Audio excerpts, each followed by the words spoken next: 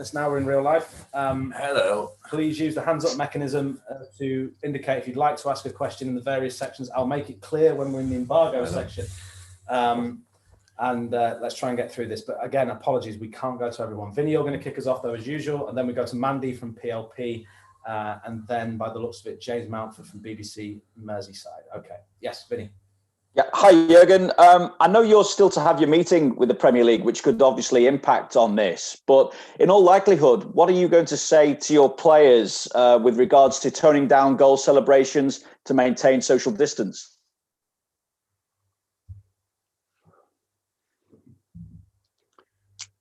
That we try. That we just tried. I know exactly how it is. I played myself. It's a difficult one, but we all know about the situation. And the boys did so far an incredible job to be disciplined with all the things we had to do around that virus and pandemic. And I know they will try to do their best. That it will be, if there's hopefully something to celebrate, that it will be in an appropriate way. But it's difficult, and with all the things going around, we just have to.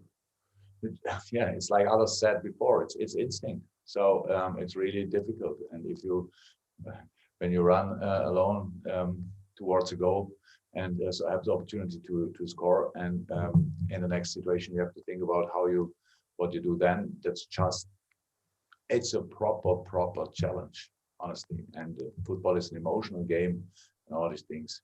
And yeah, what we should not forget in the discussion about this is that these players are 2 or 3 times tested a week. So during the week, we reduce the contact to a minimum. With all the measurements, all the things we have to do in the training ground, these are the moments, once, twice, 3 times a week, where they have to concentrate mainly on the game, on the things they have to do. And yeah, we will see. We will try how we always did. And yeah, that's it. It will be your 200th game with Liverpool. And tonight, ahead of that, I know you're raising money for the Alzheimer's Society as well with Sir Kenny Dalglish and Sir Alex Ferguson. So I'm sure the rivalry with United will crop up at some point as well. But what extra edge is there when they can obviously move 6 points clear of you at the top of the table, or you can go back to the top of the table by taking all 3 points yourselves? Winning a football game and winning against United, it's enough. It's itself. So there's not necessary that there's a special add-on. So we play at home against United and we want to win. So that's all we have to think about. There's no extra add-on in that game, because they're in the situation they are. They got the points. They deserve the points they have so far, and we have ours. And the season is still a long way to go. So it's not really in it that we talk now constantly about if we win, we are ahead of them again, and then they are blah blah blah. You know, how it looks in the moment with all how the football they play again. Man City is 1 game behind and it's very close as well. So you have constantly to think about other teams. We don't do that. We just try to win our football games, and for this we need to perform on our highest level, because United is good. They always were, and that's it. How likely is it you'll have Joel Matip available? And if there is a doubt, have you decided whether or not you'll drop Jordan Henderson back there again as a contingency plan? Joel is close. Does it make sense now to throw him in the game with 1 or 2 sessions, which he didn't do yet, but today and tomorrow he might be involved?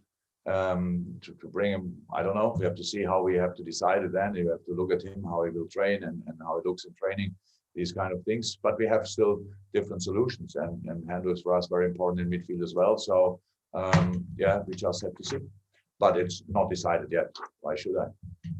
Mandy, Premier League Productions, and then we'll go to James Mountford, then Ian from TalkSport, and Carl Markham from the Press Association. Mandy.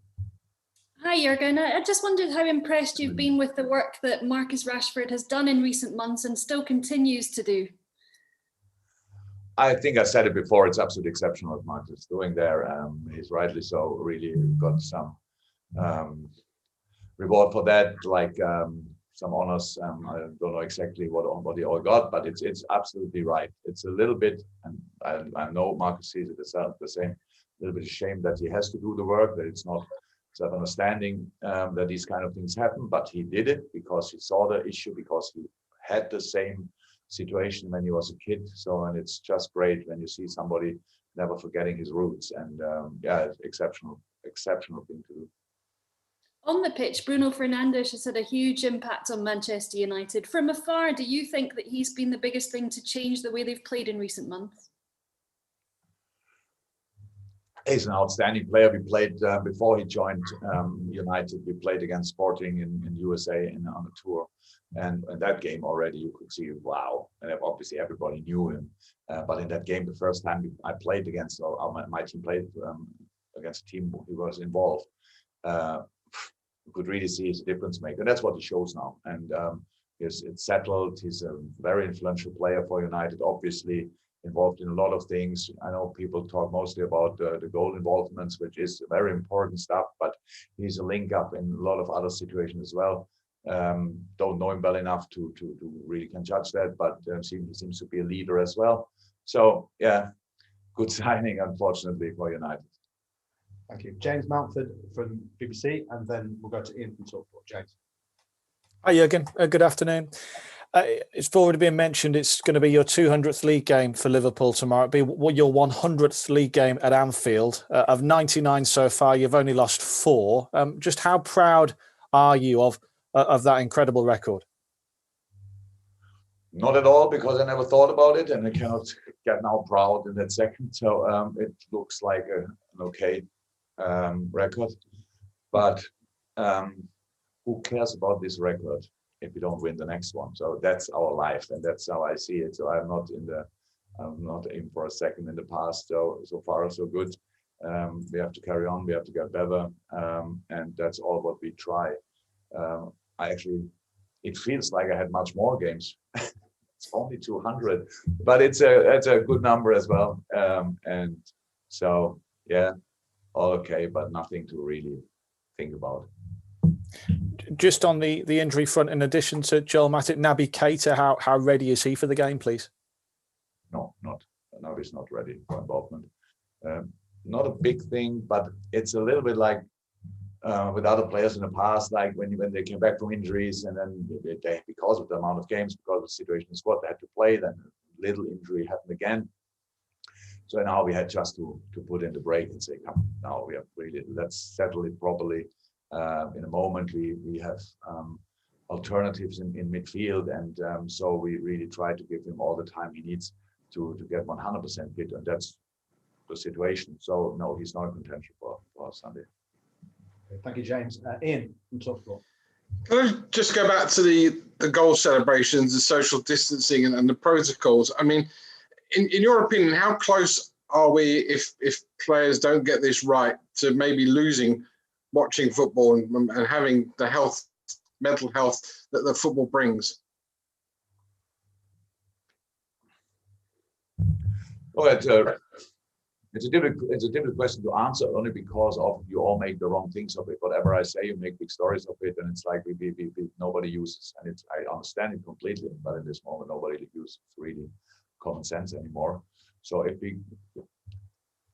in this moment in time, we all wish we would know more about this virus, but we get information step by step by step, and we play now football, right? Like, I'm not sure, but 6-7 months in the pandemic, if I'm right. Maybe not, maybe it's less. Yeah, I don't know exactly, but we play for a while. In these games, during goal celebrations, as far as we scored a few goals, in that time, nothing happened. So, and I know there are different things to talk about. One is the role model we should be, but how I said, we get tested 2 or 3 times. Since it started, again, we got tested always 2 times, sometimes 3 times a week, because of international things. Even when the Premier League said 1 time is enough, then we had still 2 times a week because of Champions League. So we feel that we know between a test out still 2 days or whatever where you could get infected and stuff like that. It happened. It happened. We had cases. Most of them, we had pretty much all of them had when people left the bubble. So that's true as well. I mean, for private reasons, for international duties, and all of a sudden they came back and had the virus. In our situation out here, it never spread. So it never spread because we always, even when we all get tested, we still are distanced in the dressing rooms, anything. So the only thing where it looks like kind of normal, even when we even no people are in the stadium apart from the players and a few people from media, it was the only moment where we try to forget this stuff. If somebody says now that something what is from a role model point of view, because some people might think, oh, they can hug each other, why I can't hug? And we have, of course, a problem, but I think people are smart enough to make the difference between people who are constantly tested and you are not tested. So that makes a massive difference. If we would think and feel that we threaten one or two of our teammates, we never would do it. Nothing, it would just not happen. But it's the only safe place we had, only out there on the pitch. Outside, what people said from the beginning, it's not as infectious and all that stuff. Inside, nothing like this happens. We have team meetings in rooms, and I have to shout. They are that big that the players can understand me. And so I understand the discussion, and I have no real solution. But if somebody says now we have to stop the game because of that, and cause then other issues, which I'm sure that would happen in a society because I really think, meanwhile, it's proven how important that the football is in this moment in time. And it's really tough. I know it's much tougher things, but it's really tough for the boys to like this. Our building is the whole day cold because all doors are open. Everybody walks through here in warm coats. We try absolutely everything. We had to close the canteens and all these kind of things. So it's everything. There's no point during a week where you can create kind of a group feeling with the boys, because what you usually would do is come together, let's talk about this and how we get out and get strong. It's absolutely not there. So all really important things in all the on a daily basis. We can't do it, so we don't do it. We don't sneak in a room and now nobody sees us. Nothing, that never happens. So we just stick to the rules. And if now somebody says, if you do this again, then we have to stop the game, I wouldn't understand, to be honest. But I'm not the decision maker. I cannot make the decisions. We follow the rules. We try everything. That's what I said in the beginning. But it's nothing happened around goal celebrations. Some good examples. Only last week when we played against Southampton, it's a good example with Danny. And I don't say that's 100% sure, but again, I said we try. But if somebody stands down there and says, oh, they are too close, now we have to go. It's not right. And again, if we deliver apart from some entertainment, something, then it's as well that if you get tested often enough, but we all said from the beginning, we have to test as often as we can. If you get tested often enough, if you stick to the rules, then you are not that much in danger like you would without getting tested and without sticking to the rules. You can still do some stuff what is possible, like when we say sports outside or these kind of things. Nothing happens there. I understand that the rules have to be strict, because if we don't put out strict rules, the society is not disciplined enough to say, okay, then they said you can stay at home or you can go out, then we all know what happens. So I understand 100% that the rules have to be strict, but we have to learn from the things they've worked in the past now, in the past few months as well. And football worked. The increased number of cases. It was always clear that the winter will be a challenge because people are more inside, and it was always clear that Christmas will be a challenge for the society as well. Both happened, but now being surprised that it happened, and it's just not right.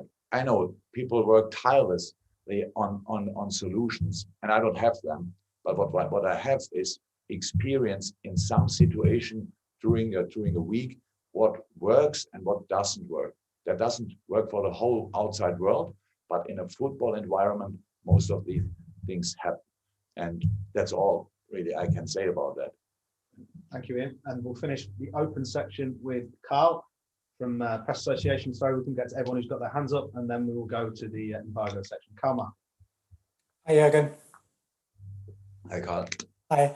I don't know if it surprises you that your comments about penalties compared Liverpool and Man United is still generating debate even now. We've had former referees chipping in on it, and today we've got Marcus Rashford saying that when Mourinho was manager at United, he told him he needed to be more streetwise in terms of winning penalties. I'm just wondering, have you ever said anything similar to any of your players at any point? I mean, we've had, people like Mohamed Salah being criticised for, not making the most of it or making too much of it, or. No, I can 100% honest and never mention something like this to any player I have worked together. I worked with a lot of players, so if you have time, ask all of them. It never happened. So that's it. Am I surprised that somebody's talking about what I said after the Southampton game? No, I'm not. Am I surprised that Mark Clattenburg speaks about it? No, I'm not sure if he got asked a lot of things. Meanwhile, long after his career, so it's nice for him that we can talk about him as well. So I'm not Sir Alex, and for different reasons. When he said he tried something in mind games, I was directly after Southampton game. In this moment, between this game and the United game, we had another game, and I didn't think a second about the United game in that moment. But before this game against Southampton, I saw the stats about the penalties, and that's what I mentioned in that. When people like Mark Clattenburg now is speaking like they speak, it always says much more about them than it could ever say about me. So if he would be in my situation, he obviously would play mind games. I'm unfortunately not. I have no skills for playing mind games. That's my problem. So in terms of the players' reaction, you're just happy for the natural course of events to play out, and whatever comes of it, comes of it.